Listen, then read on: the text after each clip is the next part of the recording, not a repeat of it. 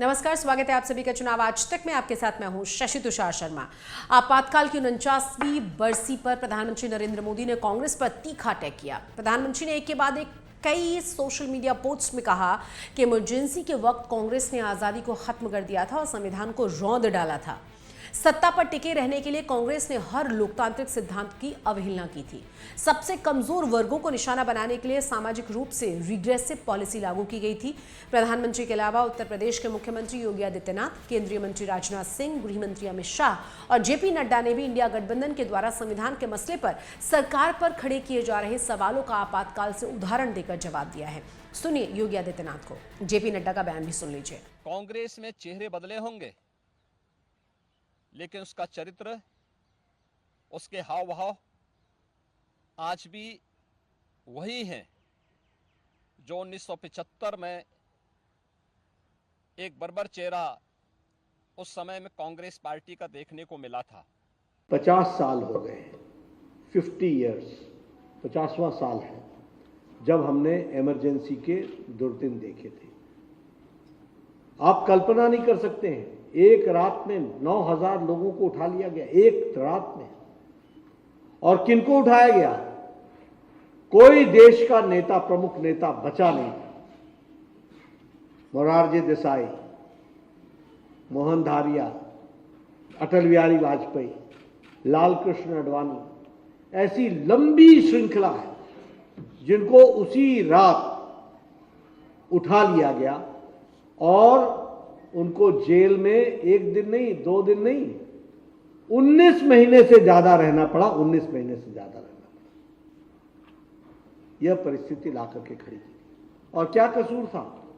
कसूर सिर्फ इतना था कि प्रजातंत्र की मजबूती के लिए और प्रजातंत्र की रक्षा के लिए उन्होंने आवाज उठाई थी। सवाल अब यह है कि आपातकाल होता क्या है, क्या यह संवैधानिक कदम है और इंदिरा गांधी सरकार के द्वारा उठाए गए इस कदम का इतना जिक्र क्यों किया जाता है बार बार? आज की चुनावी क्लास में हम बात करेंगे इसी मुद्दे की। सबसे पहले समझ लेते हैं कि राष्ट्रीय आपातकाल किसी सरकार के द्वारा कब घोषित किया जाता है। दरअसल राष्ट्रीय आपातकाल एक ऐसी विशिष्ट स्थिति है जो युद्ध या बाहरी आक्रमण या आंतरिक विद्रोह जैसे हालातों में घोषित की जाती है। आपातकाल जब युद्ध या बाहरी आक्रमण के आधार पर घोषित होता है तो इसे बाहरी आपातकाल कहा जाता है। दूसरी ओर जब ये किसी आंतरिक सशस्त्र विद्रोह के कारण घोषित किया जाता है तो इसे कहा जाता है आंतरिक आपातकाल। यानी कि राष्ट्रीय आपातकाल की घोषणा तब की जाती है जब देश की सुरक्षा को कोई खतरा हो और यह खतरा युद्ध, बाहरी आक्रमण या आंतरिक गड़बड़ी के कारण पैदा हो सकता है। इसका प्रावधान भारतीय संविधान के अनुच्छेद 352 में किया गया है। हालांकि राष्ट्रपति अनुच्छेद 352 के आधार पर तब तक राष्ट्रीय आपातकाल की घोषणा नहीं कर सकता जब तक मंत्रिमंडल की ओर से इस आशय का लिखित प्रस्ताव उसे न भेज दिया जाए। राष्ट्रीय आपातकाल की घोषणा को संसद के दोनों ही सदनों में रखा जाता है। 1 महीने के अंदर अनुमोदन न मिलने पर यह प्रभाव में नहीं रहती। हालांकि एक बार अनुमोदन मिल जाए तो 6 महीने के लिए प्रभाव में रह सकती है। वहीं आपातकाल की समाप्ति के लिए किसी संसदीय अनुमोदन की जरूरत नहीं होती। इसकी समाप्ति केवल राष्ट्रपति के द्वारा दूसरी घोषणा से की जा सकती है। आपातकाल लागू होने पर केंद्र सरकार को किसी भी विषय पर राज्य सरकार को कार्यकारी निर्देश देने की शक्ति मिल जाती है। साथ ही साथ संसद को राज्य की सूची में लिखित विषयों पर भी कानून बनाने का अधिकार मिल जाता है।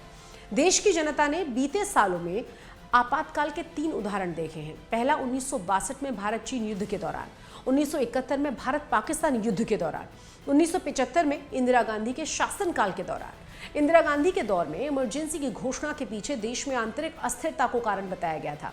इंदिरा कैबिनेट ने उस समय राष्ट्रपति रहे फखरुद्दीन अली अहमद से आपातकाल की घोषणा की सिफारिश की थी।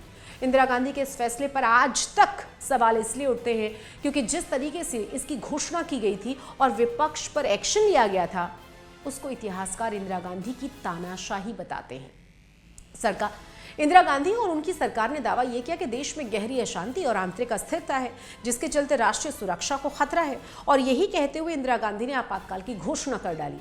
माना यह जाता है कि ऐसा उन्होंने बिना किसी विधायी और न्यायिक हस्तक्षेप के सरकार चलाने का अधिकार हासिल करने के लिए किया था। दरअसल 1975 में आपातकाल लागू करने का ऐलान इलाहाबाद हाईकोर्ट के एक फैसले के बाद आया। हाईकोर्ट ने इंदिरा गांधी के निर्वाचन को चुनौती देने वाली याचिका पर 12 जून 1975 को फैसला सुनाया था। हाईकोर्ट ने तत्कालीन प्रधानमंत्री इंदिरा गांधी के रायबरेली से निर्वाचन को रद्द कर दिया था और उनके चुनाव लड़ने पर प्रतिबंध भी लगा दिया था। उसके बाद इंदिरा गांधी के इस्तीफे की मांग शुरू हो गई और देश में जगह जगह पर आंदोलन होने लगे। सुप्रीम कोर्ट ने भी हाईकोर्ट के आदेश को बरकरार रखा। इसके बाद आपातकाल की घोषणा कर दी गई। 1975 में इंदिरा गांधी सरकार के द्वारा लगाया गया राष्ट्रीय आपातकाल देश में देखा गया राजनीतिक अशांति का सबसे लंबा चरण था। आपातकाल की अवधि 25 जून 1975 की आधी रात से शुरू हुई। 21 मार्च 1977 को इसकी वापसी तक लगभग 21 महीने तक चली। इस दौरान राष्ट्रपति फखरुद्दीन अली अहमद ने संविधान के अनुच्छेद 352 को लागू कर देश में आंतरिक गड़बड़ी को आपातकाल घोषित करने का एकमात्र कारण बताया था। इस दौरान नागरिकों के मौलिक अधिकारों पर प्रतिबंध के साथ साथ प्रेस पर भी सेंसरशिप लगा दी गई थी। सरकार के फैसलों का विरोध करने वालों को गिरफ्तार कर लिया गया था। माना जाता है कि उस समय देश भर में कुल मिलाकर करीब 1 लाख लोगों को गिरफ्तार किया गया था। आपातकाल के दौर में इंदिरा गांधी सरकार ने नागरिक आजादी को काफी सीमित कर दिया था। आरएसएस समेत कुल 24 ऐसे संगठन थे जिन पर बैन लगा दिया गया। साथ ही साथ इंदिरा सरकार ने देश में व्यापक सामाजिक सुधारों के बहाने जबरदस्ती नसबंदी और स्लम क्लियरेंस जैसे कठोर कदम उठा लिए। माना यह भी जाता है कि आपातकाल का इस्तेमाल इंदिरा गांधी ने अपनी सत्ता को मजबूत करने और विरोधी आवाजों को दबाने के लिए किया।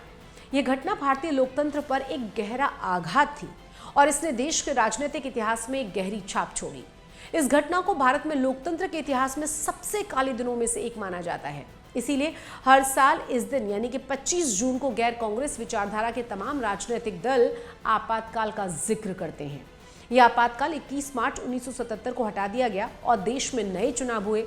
जनता पार्टी ने 1:1 के फॉर्मूले के तहत एकजुट होकर कांग्रेस को हराया।